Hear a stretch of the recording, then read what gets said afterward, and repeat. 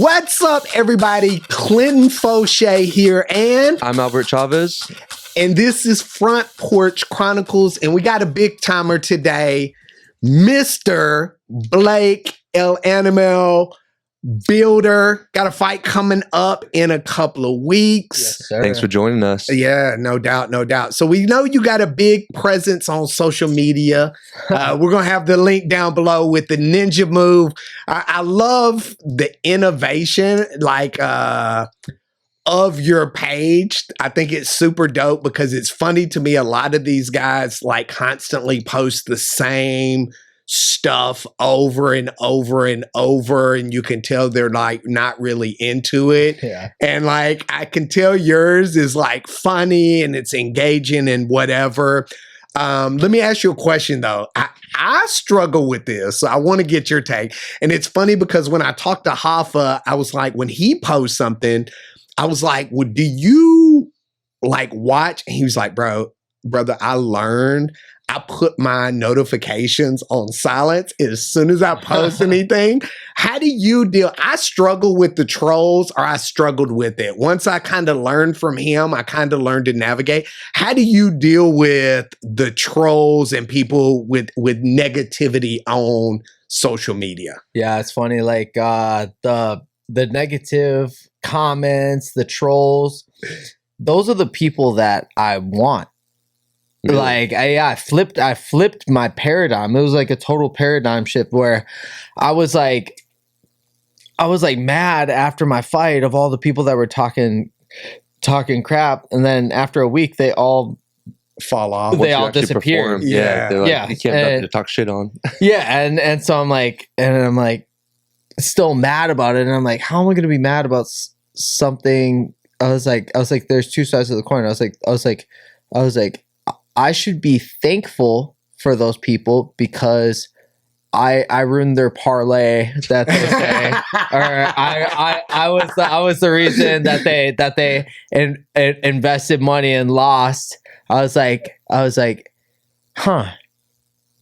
Well, those people believed in me, right? They're in your corner at least, yeah. Right? At first, I was like, they believed in me, and I lost that fight, and whatever. But first things first, they believed in me, and so there's two sides of every coin. It's like, and then I'll post an Ninja the Move of the Day, and my last one, it's at 10.1 million views right now.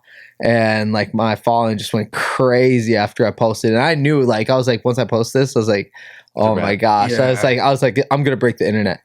And my coach was watching me do it, and we're all laughing about it. And it's just you just understand that people are coming from their own perspective. It's really not an attack on me. It's more an attack on what they view, themselves, what they view would be applicable in their own life situation. So it has nothing to do with me and everything to do with them. I literally took a guy down, grabbed his ankles from open guard, went inverted, put my knees to him, and threw him over into an armbar. Craziness. Yeah. That would never work. Do that in a UFC fight. Now let me see you do it on concrete. And it's like, what? It's like, yeah. What? They're like, I want to see you do that in real life. It's like, you just did see me do it in real life. And two things. So it's funny to see the arousal that you get out of people. So two things. I'll say this. First things that, if you don't have haters, you ain't doing your job. Facts. And number two to that is, one of the greatest things I've learned with social media, or in general, is when people come at you with negative energy or questioning, 99.9% of the time, they're sad with their life and don't like what they are.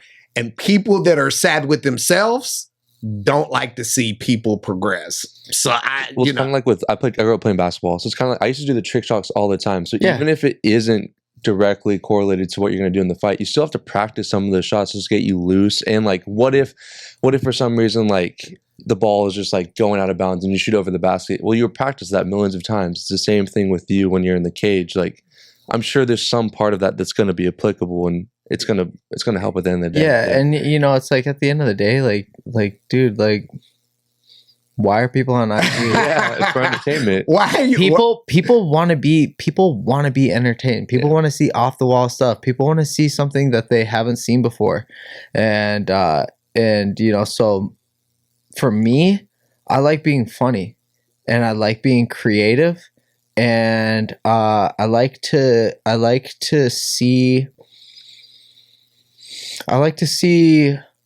what spikes people's interests. And so with like, you know, are you going to use it in competition? There will be that one guy that does. And it's going to make the highlight reel. And it will blow everybody's mind. Like if somebody did, if I did that in my next UFC fight and landed it, people would lose their mind. Calling your shot. Oh my gosh. Yeah. You know, and you miss 100% of chances that you don't take. Exactly. You know, you gotta take the shot. You gotta go for the opportunity. And whether it's like realistic or high percentage, it's like, look, I did the move. People can be watching anyway. You can do it. I've never seen it done. Yeah. I've never ever seen that move that I did done ever. And so I was thinking about it on my way home in my car. Yeah. And I was like, I wonder if you could hit that from there. I was like, I bet you can. And then I tried it and I did. And I was like, oh, this is fucking cool. Oh man, what? And then people were like, oh hey, I thought you were gonna do the crossface crippler, the walls of Jericho. And so now the people that aren't hating are pushing that move. They're dreaming now. And now the imagination props open, right? But you understand that a lot of people live in a little box, you know, and a lot of people settle. And haters will hate. So yeah, and haters gonna hate, you know what I mean? And you know what, man? It's like that will never work. It's like I think it was Henry Ford that, you know, whether you say you can or you can't, you're both right. Exactly. You know, so if you believe that it will never work, it won't.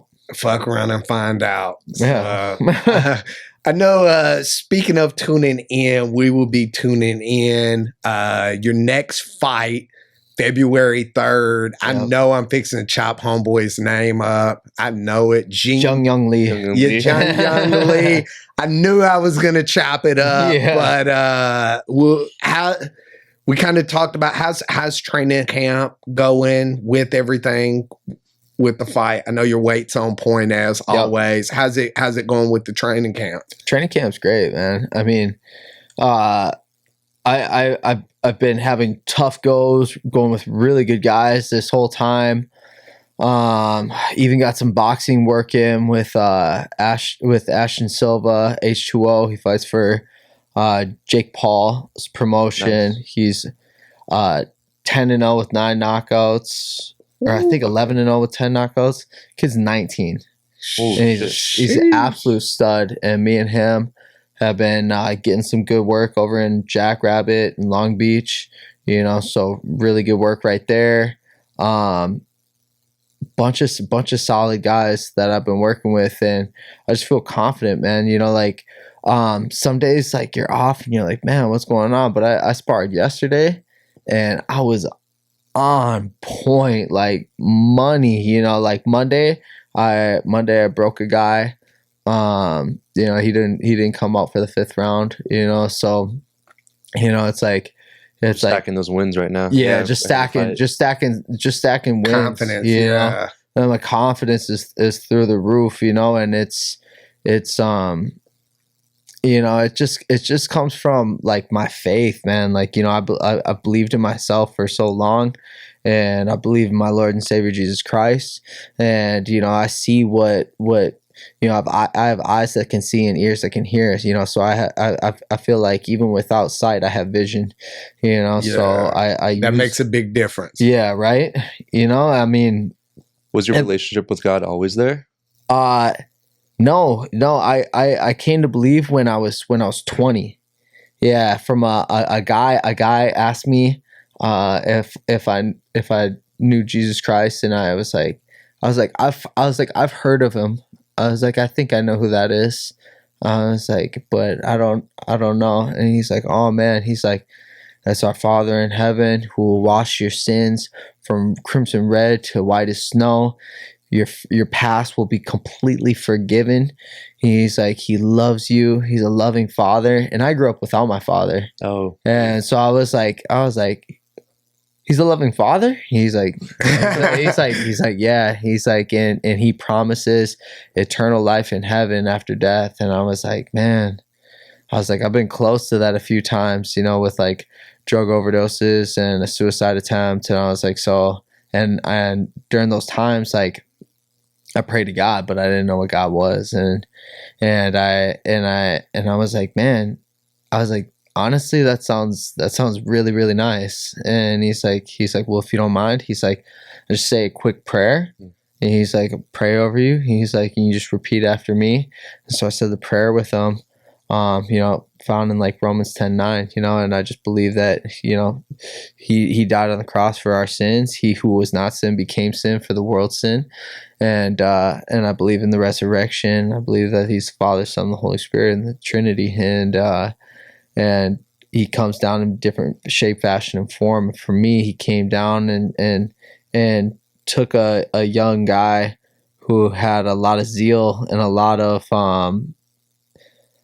to offer, but just lacked direction and focus and principles in his life, and came and he grabbed the lost sheep and brought it back with the herd, man. And I've never been the same since. It totally changed my life, you know, and in a different way. Like, dude, I came to believe, and I thought that I'd be like all the people. I was like, oh yeah, I'm gonna get the family right away with the kids, and white. And I was like, I'll probably get a job that's like really good and get a white picket fence. Like, no, 2 months later, I was on a party bus, and like my buddy was like making out with a girl that I wanted to like talk to, and like I was drunk once again, and I wasn't good with party buses. I got in trouble last time I was on a party bus. I went to detox. Well, this time I was like, this party sucks. When we got off the party bus at the townhomes, it was like these ghetto section 8 townhomes, and I grabbed like the rest of my beer. I was like, I'm out of here. I was all upset because my buddy was like making out with the girl that I want to talk to. So I had a backpack, and I guess a bunch of people started fighting afterwards. You know, that's what happens. And so I'm leaving. My beer dumps everywhere in this like ghetto backpack. Cop flashes his light on me. And dude, I'm like, I was told that if I got in trouble one more time with underage drinking, that I was going to be facing like probation or jail time. Damn. And so I ran from the police.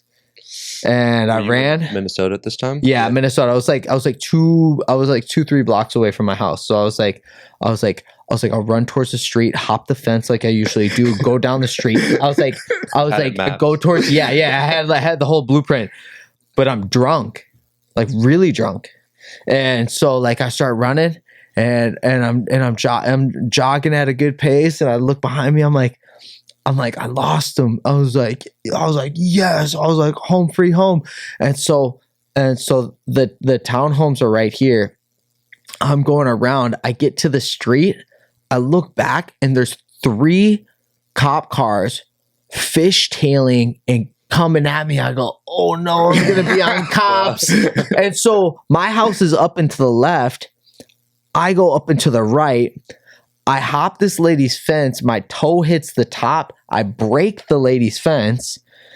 I get up, and I'm about to hop back in towards where the townhomes are, because I took a right, so another right. Yeah. So, and hop back in, and then hopefully like run into my buddy's house and hide out there. But I got to the top of the fence, and I was about to hop to the top of the fence, and the cops were like, "Freeze! Get on the ground, or else we're gonna tase you." So I got on the ground. And I was like, okay. And they handcuffed me. And instead of bringing me to jail, which they should have done, they brought me to detox because I was so drunk. Oh, and so when I got to detox, I just started bawling, crying. You know, like, oh, you know, I was like talking crap to the cops, which, you know, like, you know, I like, I can't believe I did, you know, but I was drunk and upset, and when I got there, you know, I cried myself to sleep, and the next day I was like, God, you know, like, what is this? You know, like, I thought I was supposed to be like the people at the church. When I run by, they're always kissing and hugging each other, and they seem happy, and they got big smiles on their face. It's like, how come that's not with my life? I'm like, speak to me. Like, how do I talk to you? I don't know how to talk to you. So I picked up the Bible, and I would like do Bible roulette, and I'd look at it, and I'd read it, and it would make zero sense to me. And I'm like, all right, let's do another one. I try it, doesn't make sense. Try it, doesn't make sense. And I'm like, man, I'm like, God, I don't know. Like, I know I started this new relationship with you, and I know you're in my heart. I can feel it. I'm like, but I don't know what to do. I don't know what to do. I don't know where to go from here. And later that night, they had a AA group come in. There's a guy by the name of AA Ray, and they were like, hey, you can go to your room or you can go to the meeting. And I was like, I've already been through this before. I've been to outpatient, inpatient. I've been to a halfway house in northern Iowa. I've been to multiple detoxes, you know. I've done it all, you know. I'm like, man, they can't tell me anything that I haven't already heard. And so I went to my room, and I was like, who do they think they are? I'm like, I've already done this before, And so I lay down, and I hear like the loudest whisper. It's like, just go. And I'm like, what? Who is that? And I'm like, I was like, am I going crazy? And I'm not doing nothing. And I was like, just go, my son. And I was like, I'm not doing it. And I heard just go. And I'm like, and I tried going to sleep. I could not go to sleep. So I like pulled the covers off. I was like, fine, I'll go. And like walked in, and I go into this room, and he goes, welcome, son. So glad you're here. Please take a seat. And I was like, what is this? This dude's intense. This guy is like fired up. And this guy was like, man, like 54 years old, worked at McDonald's. His mom rented him a room at an apartment. He had just gotten out of prison after like 2.5 years. He worked at McDonald's making all these breakfast sandwiches and all this stuff that he was talking about. No relationship with his kids, terrible relationship with his ex-wife. Yeah.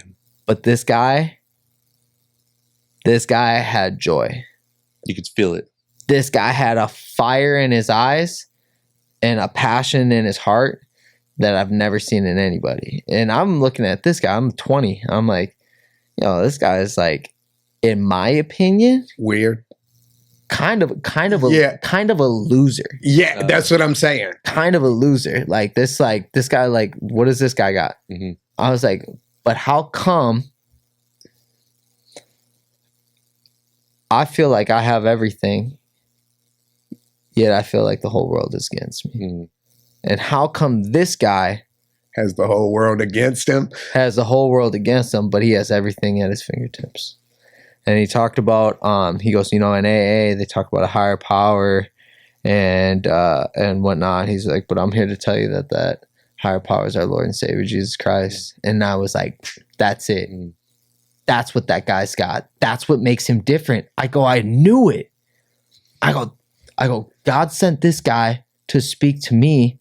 And this guy told a story that was so profound, so crazy. He should not be alive, let alone be in the same room as me, giving us advice. But he had like he had like 2 or 3 years sober at that time, and he was carrying a message of weight, depth, and hope. And that guy changed my life. It went around to everybody. They're like, hey, my name is so-and-so, pass. Hey, my name is so-and-so, alcoholic, pass. Hey, and I was like, bro, this guy and his 2 other buddies who had really good stories too, but this guy especially, I go, this guy just poured his heart out, and you guys can't even like share a little bit of your story? I was like, when it gets to me, I'm sharing my story. So it gets to me, I start sharing my story, and then I just start bawling, crying. Usually I'm like hyperventilating, crying so hard because I got so much pent up and built up and held within that I can't breathe. And I'm like, and I go like this. He goes, no, take a few deep breaths and keep going. And I was like, and then I ran from the cops, and I was like, my mom's gonna be so, and I start crying again. He goes, a few deep breaths, keep going. And I was like, and that's why I'm here. And he's like, wow. He goes, I have hope for you, son. He goes, I have hope for all of you, but especially you. Thank you, my son. It hit different. I'll tell you what, it hit different because you didn't have that father figure. For me, mine was my dad was so evil. My dad would beat me, like he was verbally, mentally, physically abusive. So like I always craved and wanted a male figure to say they believed in me and mean it. So that's it. Totally. It hits different. Yeah. I feel you. You know what? And I think honestly, that's why like sometimes like when I'm in training, like, man, like, you know, it's like when I'm getting corrected, like, but in a negative fashion, it's like, yo, why aren't you doing this right? I'm like, I don't know. Why am I doing anything? Like, you know, it's like, I might as well just, you know, like, what am I even doing here? It makes you, it doesn't help me. You know, like I just had Felipe tell me the other day, he goes, Blake, and I hadn't been there in a little, Blake, what's up, man? Wow, so good, bro. Wow, that left hook, good technique, bro. Skill set, nice. Beautiful, bro. He's like, man, you're ready. Your technique is there. Good skill. You're the hardest worker. Amazing athlete. He's like, we have belt ceremony Sunday. Make sure you're there. Da, da, da, da. But just, and I went in there and I was kind of like, all right, I got another training session. Like I'm kind of feeling tired. And boom, I came alive. Yeah, because man, you know, I've been around people just like bad talking me my whole life, you know, like, why can't you be more like your older brother? Why can't, you know, you're going to end up just like your father. And it's like, put on a kid too. Oh, and and when you hear it all the time, and then like, you look at the last time your father was around, it's like, well, last time my father was around, he got drunk. Beat my mom, ripped the whole house, trailer park apart, or trailer house apart, and like stormed off, and I didn't see him, and like got locked up, went to jail, and then like came back and was like verbally, physically abusive again, physically abusive with my mom, got kicked out, back in jail. You know, it's like, I'm gonna be like that guy. It warps your mind. Like, and I think it's funny because from the first time we ever met, we instantly had a connection and an energy. And I think the reason is why, and Albert can kind of attest to this for me, because a lot of what you say and what you're saying is the same way I am. And when you come from trauma and abuse, and you come from people constantly, you know, I tell him all the time, I trained with Walt Harris, Eric Anders, fully, like some of the best fighters in the UFC. I've won world championships. I've won Pan Am championships. I've done all of these things that are great. But in my mind, still, even to this day, I struggle with feelings of inadequacy because of all of these things that I was told constantly over and over and over and over. It ingrains into your, it's almost like it ingrains into your DNA. So going back to your point, I could see where when people come at me a certain way, I have to set very firm boundaries like, hey, yeah. And in this industry and in your job specifically, people feel like by pushing you and being aggressive with you and these things that it motivates you or it's going to make you.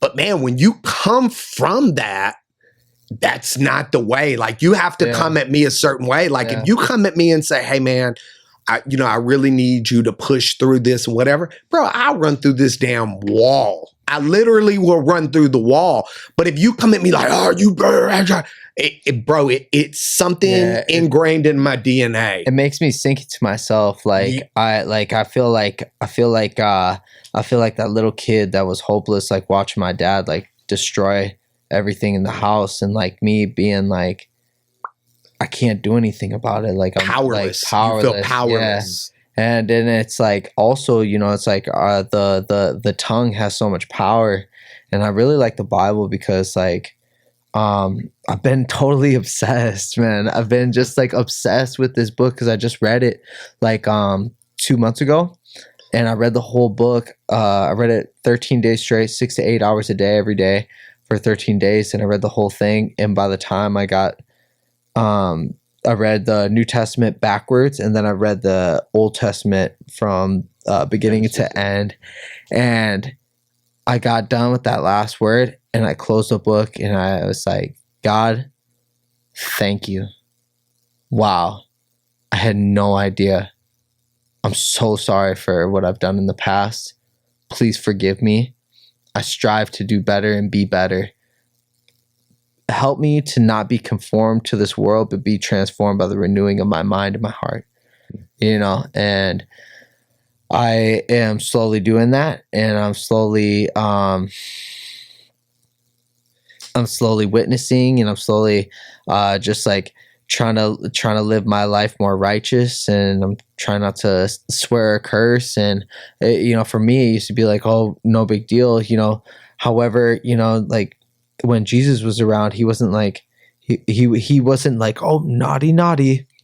No, don't do that. Yeah. He like one of my favorite stories is like there's this lady that was about to get stoned to death. And like I think people undermine people. I think people's imagination has like dwindled so much that they can't really put themselves in somebody else's shoes. But we lack empathy. Yeah. So think if you made a mistake, okay, and pretty big mistake, you committed adultery, and it was like some other lady's husband. She slept with him. Town found out, like the town of Costa Mesa found out. Mm-hmm. Everybody gathers around and ties her up to a pole, and everybody's got a rock in their hand, and they're going to throw stones at her until she dies. Like brutal. Like stoning Savage. Is brutal. Like so brutal. You throw a rock, break her nose. Now she's bleeding out. Boom. Missed. Like broke her collarbone with that one. Boom. Chipped her teeth in. Until she dies. Like so brutal. Yeah, it's very barbaric. Yeah, it's so barbaric. It's crazy to think about. And so they're planning on doing this to this woman. I could just imagine the horror that she's feeling, and how much she wishes to repent, and how she wishes she didn't fall into that. And then all of a sudden Jesus walks by, and everybody's like, we got him. They're like, hey, what do you think about this lady? She committed adultery. And they're like, what's he gonna say? And he takes his stick and he starts writing down. And I just found out the other day that what he was writing in the sand was all their sins. Oh, really? What he was writing, judge not. I say it all the time. Yeah. He that hath not sinned cast the first stone. And every single person dropped their rock and walked away. And it shows that, like, you know, we can't judge other people, you know, unless you got a plank in your eye, you know, like, it's like, you know, it's like there's so many good stories like that. And I really like that one because the lady, they untie her, everybody leaves. She runs up to him and she's like, thank you. Oh my gosh, I can't believe it. You're like, how could I ever repay you? And he goes, go on and sin no more. And she remembers that to that day. Yeah. Yeah. And it's like, and it's not like, he's not, you dirty woman. How dare you? You must repay. No. He kind of is just like, yeah, you know, like when you do stuff like that, people want to throw rocks at you and that doesn't feel good, right? And she's like, no. And he's like, yeah. It's like, you probably shouldn't do that anymore. Right. It kind of relates to, like, even nowadays, like everyone's on social media, like those stones aren't physical stones. Now it's your words, it's your typing on them. So totally, dude. Since there's no person in front of you, you're like boom, bombarding. We don't realize that if that happens to us, we're that lady being tied up. Yeah. Well, it's easy. That's why I think you hit the nail on the head. People don't have empathy anymore. And so they can't break down. Like when people see people make mistakes or they do things, we become such a judgmental society because people don't have empathy anymore. Like they're looking like, oh, well, yeah, just give them the death sentence. Or they don't look at, and again, like when you come from, like, I'll give you a prime example. And like one of my walk with faith, I never had a relationship with God until later on. I always wanted and yearned for a relationship with God. Me too. I would go to church like as a kid for Bible studies because I'm from the hood. So like we went because you get candy and ice cream and you get the good desserts and you play the games. And so like when they were like, who's going to Bible study? Bruh, sign me up like right now. And so like I always yearned for or wanted because at home I didn't like, it was so much chaos and so much trauma. I tell people like I grew up in a prison. I grew up in a pretty much a prison household. Like this is how poor white trash. My whole name, my first name is Richard. That's my middle name. Yeah, I know. And so I was named. This is how I got the Richard part of my name. My uncle, who was my mom's brother, and my dad, those three, he got arrested for selling weed with my parents. My mom was 7 months pregnant to an undercover cop. So my uncle took the rap for the case because my mom was 7 months pregnant and said they didn't know what was going on. So to reward him, they named me after him. So like I grew up in a prison type environment. Like that's, you don't touch my stuff. Like you don't like that. I mean, like I tell you, I was in kindergarten, bro. And I remember kids used to give me Krispy Kreme donuts from the 7-Eleven if I would go fight people. And they would pick out, it was like a daily thing. Like I was a prize fighter before I was a prize fighter. They would be like, so I always yearned for, but like, you know, I had all of this abuse, and then, you know, later to come to find out I was sexually assaulted. I had all of this chaos, all of this stuff. So I wanted and yearned for faith. I wanted and yearned for those things. But in my mind, I would always try and attempt to go to church. But in my mind, because when you deal with so much trauma and chaos, I was constantly feeling like I was judged or that I was going to be judged in the church, not per se by God. And it wasn't until totally. You know what I mean? So you feel like an outcast. Yeah, like who? Because, and again, this is where this podcast was so important for us, is to share stories so that those people that are out there that don't know other people go through being sexually assaulted, beaten, not having a father, having a father that we wish to God wasn't around, all of these things. Drug abuse. Alcoholism. And so I wanted and yearned for so long for that, but I constantly felt like I was judged or that people were going to judge me. And they did. I had people inside the church that would be like, hey, you can't date my daughter. Don't you have like that's who your dad is? That's who your family is? Like that's who. So like think about somebody that just pushes me further to the devil's work. And that's what I did. I sold drugs. I fought. I I ran with gangbangers. I didn't care about life. So I went to the worst projects. I went to the hood. Like I didn't care about living, subconsciously probably thinking back then. And you know, I tried to commit suicide when I was 19 years old. And I wanted and yearned for these things, but until I healed myself, I couldn't fully have that connection with God. God came to me many times in my life, but sadly, I rejected in a way because I didn't feel like I was worthy of being loved myself. So I think for me, once I got on my journey of healing emotions and being able to, I fully understood, respected, honored, and was so grateful to God for being in my life and changing my life and being able to let me wake up every day and strive to be and do better for myself, for my kids, and for other people, to try to help people change their lives. So, you know,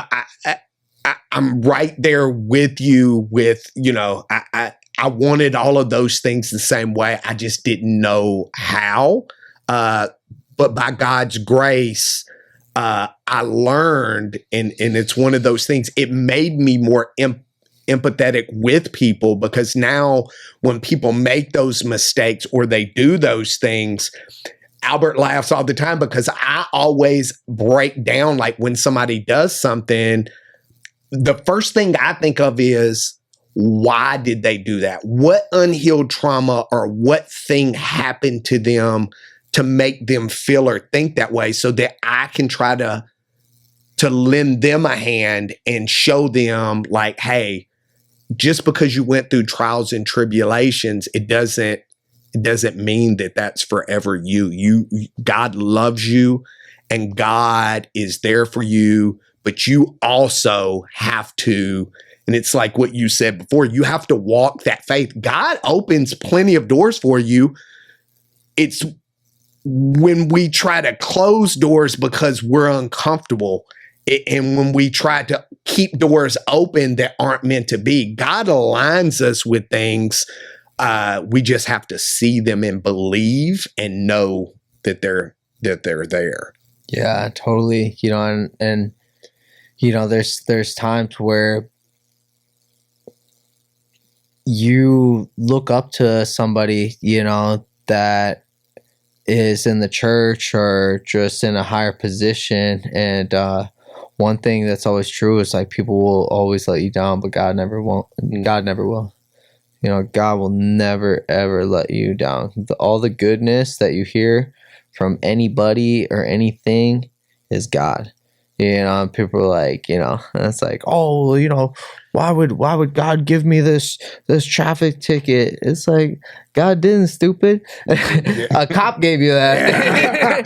You know, and you were going over the speed limit, you know, so it's like the and you know what? Maybe 20 seconds from that moment you would have gotten into a car accident. Yeah, it's kind of, you know, so it's interesting It's because crazy like to think. because like you think like, oh, like why is this happening to me? Da da da da da. When a lot of the times it's actually such a blessing, and you're being protected, from something that could have been catastrophic, to you or somebody else. It's hard to see in the moment. It's hard to see in the moment. We're so tunnel vision on whatever it is, even when we think we're being like as open-minded as possible. Like it could be as simple as something as training or just going through your own healing work, whatever. You're like, well, why is this happening to me right now? You don't know because you're in it, but then maybe in a month or two, you get that job promotion because you went through that grit and nitty grittiness when you were in the dumps. And then a couple months later, you feel that much better. Like, oh, okay, I understand why I needed to go through that process. Yeah. So that I could be myself then and there. And understanding who you are as a person, like those negative comments don't bother me anymore because I truly understand who I am. And now I look at them and like, I'm like, rate my power 1 out of 100. And people are like 1. and I'm like, oh, that's so, or like, like funny. 3. Yeah. ... gazillion, like, you get like funny ones and like bad ones. You're leading with the chin, you're doing the thing, and then like it's like a picture of them and they're like cat on a leash. You're like, what the heck? Like, come in, we can try it if you want. Yeah. and I think it's also like really important, especially as a believer, and really just like being like, we're all on our own journey, right? Like, and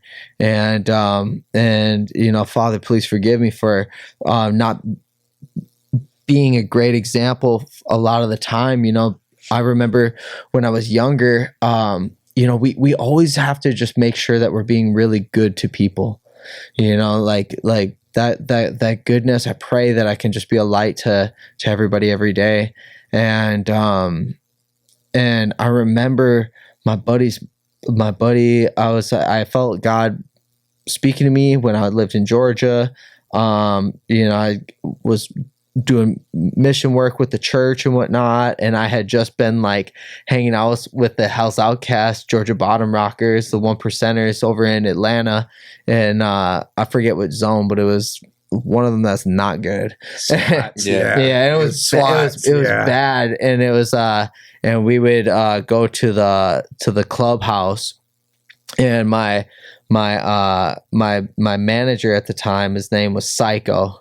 I was like, why do they call you Psycho? He's like stabbing people. Yeah. I was like, oh, I bet. It was like at that point in my life, like, and even now, like if I heard somebody say that, I'd be like, yeah, you should probably, you probably shouldn't, like, Probably yeah, I know, but I love it. I'm like, yeah, I get it, man.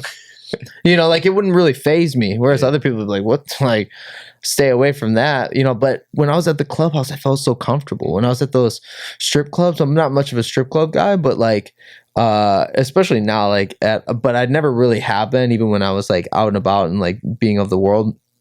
But, even there, like I was just like kind of comfortable. I was just kind of like, yeah, like, it's like this chaos is kind of like normal to me. Like, like people were like, oh, hey, like we brought the whole gym over to the clubhouse, and I was the only one that was like chill. They're like, yo, everybody's acting like a type of way, and like have to be like this. And I'm just like, hey, what's up, Peanut? To the president. He was like part of the Young Bloods.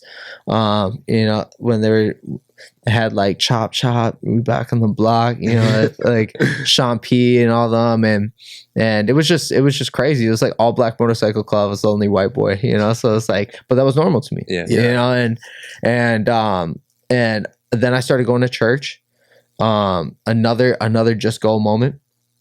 I got invited by somebody. It's like, just go, and it totally like revolutionized my life down in Georgia when I moved down there for like a year, and I started like I won the Golden Gloves. I almost didn't go. I was like, how old were you at this time? 23. Yeah. So when you just started getting yeah, I had just started going, and I remember I was crying in my mom's bed. I was like, I can't do it. I was like, it's so much pressure. I was like so anxious, and I was like, God, give me the strength.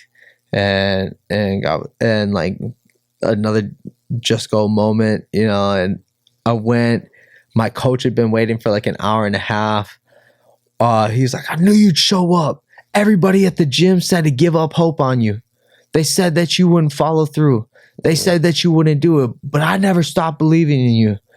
And I'm like, oh my gosh, no way. Ready to Just run take through a You, brick wall. you waited for me? He's like, I waited out here in this cold. He's like, in this cold weather. I didn't care. I knew you were coming, champ.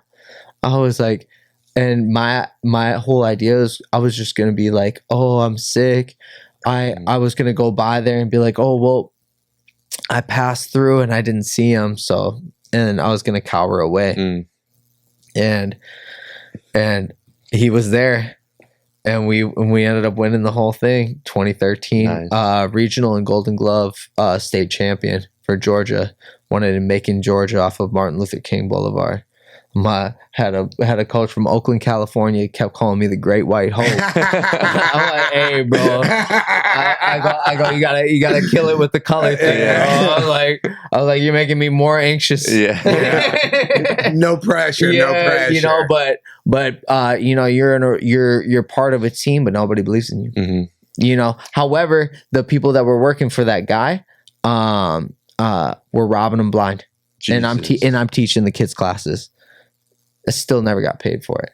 You know, and it's all good. You know, I didn't expect to get paid. Mm-hmm. However, at that time, I was running with my gym bag around my neck, 3 miles to the gym to get there, teach class, train, and then run home with my bag around my neck. Damn. Yeah, and I only had like $100 in my pocket. But it kept you. Yeah, there's a reason why you kept going there, right? It kept you like disciplined and all that. One day, my all my money fell out too. And I was like crying. I took a bath. I was like came out crying. My mom was like, "What's wrong?" I was like, "My thing opened up. All my money fell out." We went and found all of it. Yeah, on the side of it. I was like, I ran right through here and we found it. But bro, it was so rough, and the only thing that carried me through all this is God. And even when I moved up to my buddy's house, and this is the story I was going to get to, is I'm watching TV with my buddy Red, and like, bro, I'm like doing my sober thing. I've been sober for a little bit now, and that's always been a struggle for me. And I'm just sitting there. It's the summertime. I got a pretty good job working construction. And I'm training at a good gym now, and I'm exhausted because I'm like working construction from 3 a.m. to like 4 or 5 p.m. and then training 6:30 to 8:30. Damn, yeah. And then I'd go home. Repeat. Yeah. Like shower up, eat quick, and my buddy's mom was like, you know, when are you gonna make food? Like da da da da da. I said that I was like making a bunch of false promises because I was like, I just wanted them to like me and want them to keep me there, you know. And like I was so insecure and I had such low self-esteem that like they'd be like, oh hey, we made this. I'm like, oh my gosh, like oh, they're like, hey, come and eat. I'm like, all right, cool.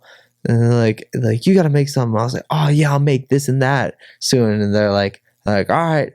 And then I never did. Mm-hmm. And they're like, hey, I thought you were gonna, you know, so resentment started to build up. Yeah. I'm with my buddy Red, and we're watching Shaquille O'Neal All-Star Comedy Jam. This is a devout Christian household. Yeah. And like they're saying like everything. And I'll never forget it, bro. And like she was like, hey, she just came back from the state fair. She's like, hey, turn that off. And I was like, oh yeah, sorry, I was just about to turn it off, my bad. And she's like, you know, I thought you were better than that. And she looked me up and down. She goes, I guess not. And I was like, man, and it just like killed me inside. Tore you up. I was just like, man, if you only knew what that cut did. If you only knew how hard I'm trying to like believe in God, to do the next right thing, to uphold my promises, to just fit in, to just be right, to just feel wanted, to feel loved, to just feel loved, to not want to kill myself every day. Like suicide was like a daily ideation. It was like, and I just like write it to the media, and they're, boom, what would happen if I just did this, and like I'd obsess about it. And I don't anymore, but it used to be like a common thing. I thought everybody did that. Oh, really? I thought it was just normal. I was like, oh yeah, like everybody. Like I never really checked in with anybody because like I'm not gonna tell anybody that. You're all in your head. But I'm like, yeah, just like, oh, yeah, you know, like I probably deserve to die for that. I'm a worthless piece of, you know what? And I was like, yeah, I deserve to die. Like, man, nobody would miss me. I'm like, I deserve that. That's what, like, I was like, I probably will. I'll do it next week. And then when and I just put it off, you know? And then like during the weekends, when I would drink, that's when like the monster inside of me would come out, you know, and I'd black out every time. And so when she said that, I was like walking downstairs, my buddy's like, hey, I thought you were better than that. And I was like, dude, I know, right? What the heck was up with that? I was like, dude, she's supposed to be like a Christian lady. I really looked up to her. And dude, it killed me inside. It killed me so much that I couldn't tell anybody. I couldn't talk about it. And I was like, all right, well, I guess I'm not better than that. Time to go back to the old ways. And so it started this cycle. I started drinking, and then next thing you know, I'm like, hey, what do you got? Oh, it's a little bit of Molly. I'm like, what's that do? He's like, try it. Boom, do that. I'm at a rave. Next thing you know, I'm doing acid. And then they're asking me to leave, you know, the house. And I just get up. I tell them I'm going to be out at this time. I just get a place with this new lady. It's not working out. I just sleep in too late, get fired from my job. And like, tumble. Oh, yeah. Dude, it's just constant. It's the devil's. It's the devil's work. That's what isolate you. Oh yeah, get you believing all these lies, you know, and that aren't true. It gets you a false perspective of self, you know, and man, you know, I was just like, man, you know, I kept going to church. I kept doing my thing, and I was like, God, you know, there's got to be a plan in all of this. And I was buying like used cars and selling them for a loss. Like every time was very bad used car sales, very bad. Yeah. And this lady didn't want any more cars in her driveway because the neighbors were trying to sell their house, and she gave me 2 days. She goes, hey, you have 2 days to move out. If all of your stuff is not moved out within 2 days, meanwhile, it's February in Minnesota. Cold. It's freezing. It's 0 degrees outside. Yeah. I just ran 12 miles to the gym in 2-degree weather. And with wind chill, it was like negative 13. Jesus. And so, and with my backpack around, or with my bag around my shoulder to go spar. And just because I'm just lost. I get like that. I get in my head. I don't know what to do. Like, and I have to do something that is so crazy that people like. It gives me like that validation. Well, it gives you attention. It gives you that attention. People are like, what? What did you do? I'm like, I just ran 12 miles here from my house. They're like, what? Why? I'm like, to spar. And they're like, you're going to spar now? I'm like, yes. And then I have a good sparring session actually. And one of my buddies brings me back to the house, but I have 2 days to move out. Well, it makes you the most alive when you do that stuff too, I'm sure. Oh yeah. I mean, you're just, it's like active meditation. You know, you're listening to your music. You're thinking about everything that's going on in your life. You know, praying to God, you know, I'm asking God, you know, like what, you know, like, you know, like what's going on? How do I fix this? How do I be better? Yeah. You know, like what's wrong with me? You know, and like, I'm doing all these things. Well, I call my buddy. I'm like, dude, I'm getting kicked out. I was like, do you still have a place to stay? And he's like, dude, let me talk to my mom, my other buddy. He's like, let me talk to my mom. And see. And so he's like, yo, what are you doing at 5 p.m. today? I was like, I think I'm about to train. He's like, dude, skip training. And he's like, or get here before training. I was like, all right, bet. And I never skip training. And I was like, all right, I'm down. And so I go over to his house, and his mom's like, and she's like, I understand you're a man of God. I was like, I am. Although I don't really live it, you know? Yeah. Or I feel like I'm living it, you know? And she's like, so you don't believe in coincidences then? And I was like, no, ma'am. And she's like, well, good. She's like, because here I wake up at 5 a.m.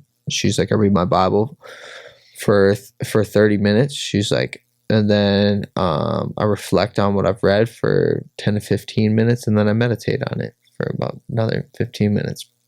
First hour of waking up, I give to God. I'm like, okay, yeah. And she's like, hey, God, I was just praying this morning too, during that reflection of what to do with the spot in the basement. And I was like, she's like, should I turn it into a gym? She was like, I don't know. And she's like, and then you pop up. And I'm like, yeah. And I was like, and she's like, so rent's gonna be $300 a month. And I was like, wait, what? And she's like, rent is $300 a month. She's like, if you have detergent, you don't use it. We're using my detergent because it's what I like for.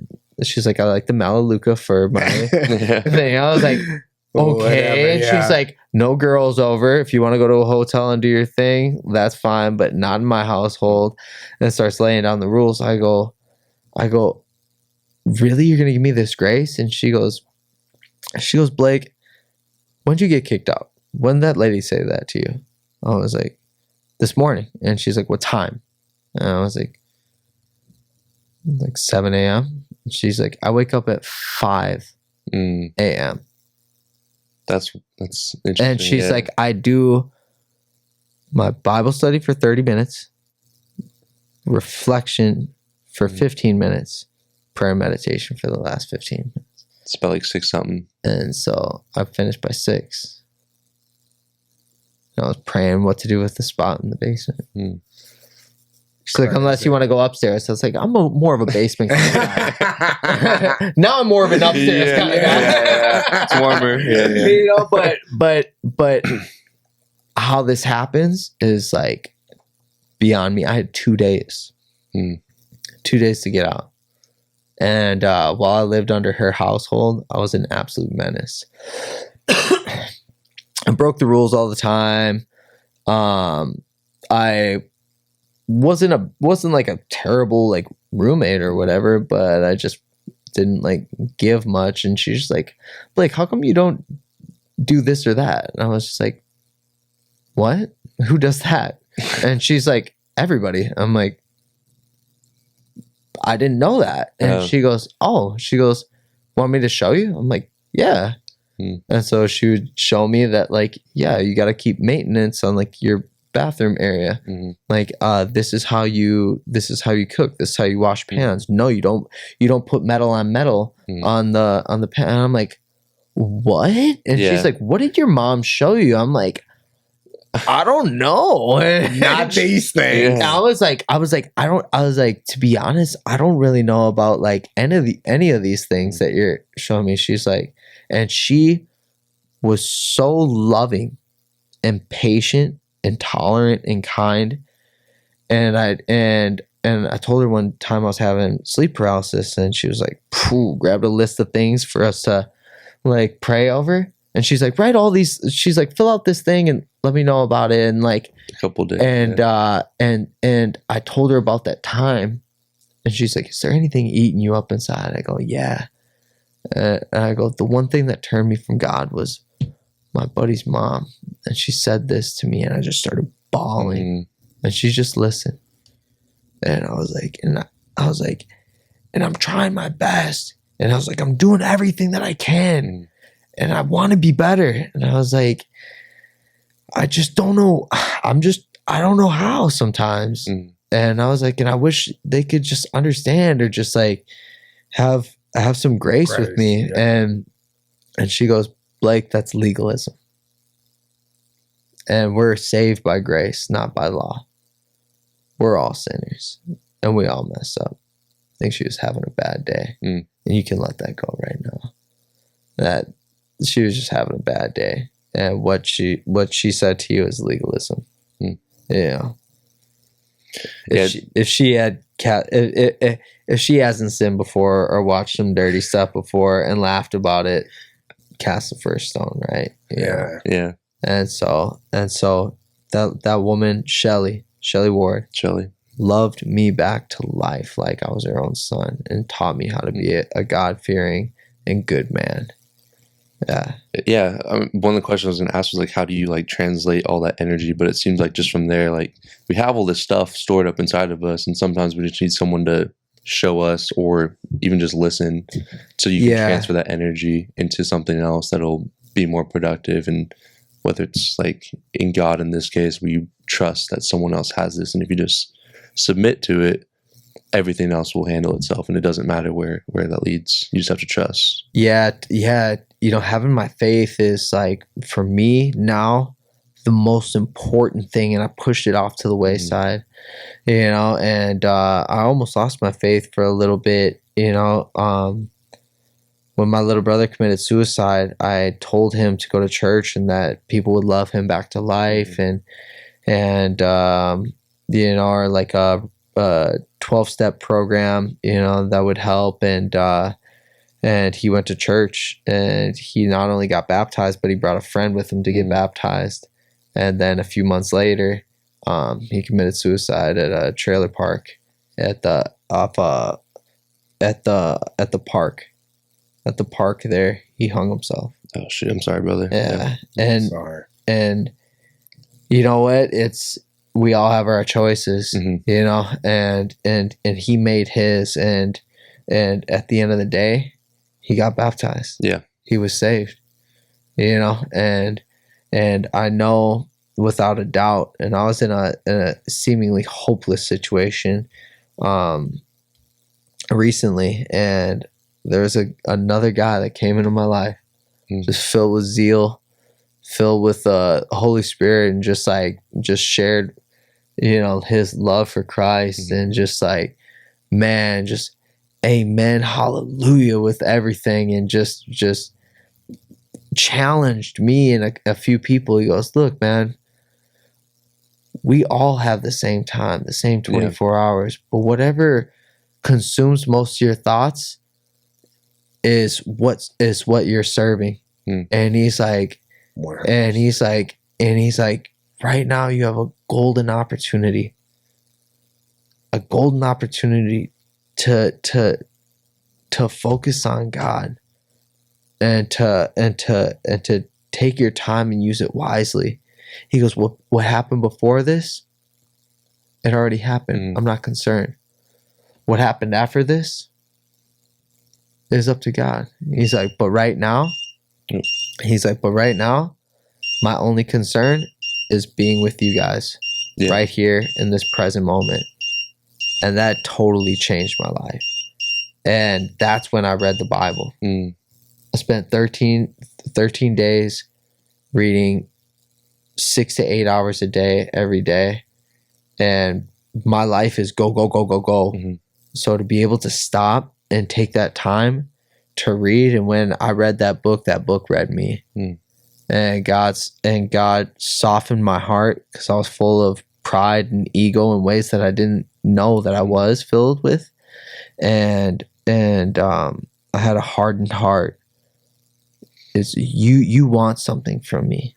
I know you do. Like, because why would you do something? He's laughing because I tell him, I tell him that it's so hard for me to accept anything for anybody. So that's why when his face shifted, our stories, and we've never had an in-depth conversation to this level ever.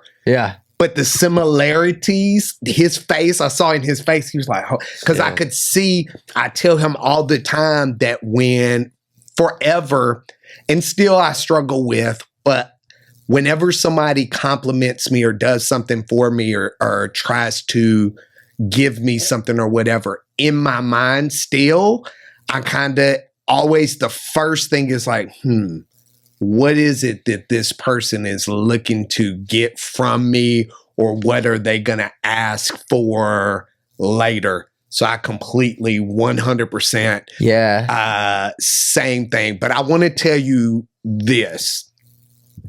One of the many reasons I admire you, and it's funny because I told you this and I tell Hoffa this all the time, but the fight stuff is cool. And but for me, I look at you and I know your story, and you had every reason to make excuses for being a horrible individual. Yeah. You have every reason why you should have been dead in jail or in whatever. And you choose to get up each day and be and do better. And you don't know how much I appreciate that on a deeper level, because when you can relate to somebody that has been through the chaos and still finds beauty in each day to try to do God's work. Yeah. For me, number one, I appreciate, but number two, I want to tell you that the inner child that was you loves and appreciates you, and I know still we say sometimes that we've let go of things, but we haven't because they're ingrained in us. So I just want to reiterate to you that you are not those things that were done and that were said to you, and the things that made you feel like you were unworthy, because you are worthy, you are loved, and you are blessed by me, by God.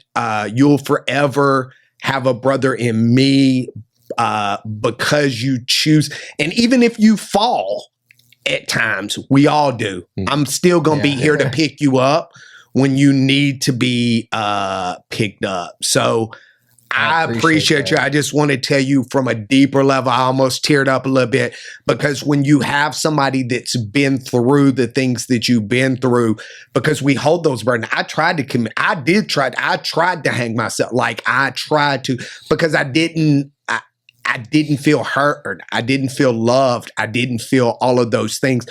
So that when you hear that other people have those same things, it makes you feel normal when you never I've never felt normal. Like I always felt like I was those things that I said. So number one, number two, I appreciate.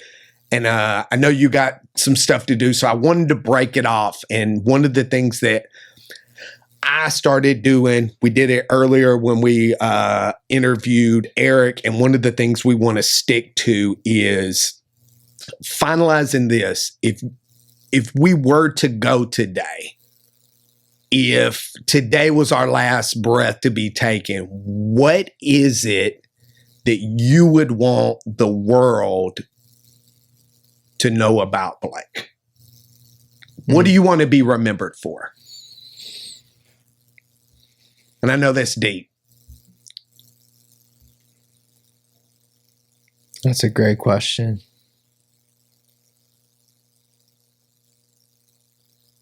I think the way I want to be remembered is that I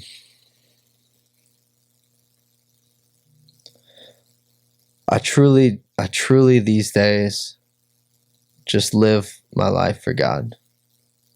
Like that is like that's the number one thing. Like I can't explain it. Like it's the number one thing that kept me alive. It's the number one thing. Like even when I didn't have a relationship with God, I prayed to God and I told God that if there's a reason for me to be alive, if you still have more work for me to do, keep me alive and I'll do whatever it is that you want me to do. And like it's just been such a crazy route, and if you knew like how insecure and like how much doubt I've had and disbelief, from not only myself but the people closest to me, like like people that you think are in your corner but aren't, you know, and you lack that belief sometimes. It's just amazing to not end up another statistic, you know, and I would say that if there's anything about me that people need to know about is my love for God. Jesus Christ saved me when I was a lost cause, going down the wide path that everybody likes to go, and death and destruction was in my path, and that's all that was in my path. And I would say that, you know, if there's anything to know about me as I live my life for God, I don't do it perfectly. I seek progress rather than perfection. Mm-hmm. And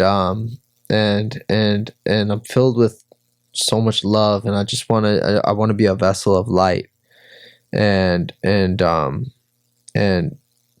you know, that's I just wish that everybody could have that relationship, because when I was in a hopeless situation and I read that book, it changed my life, and I'll never, ever, ever be the same. I haven't been the same since.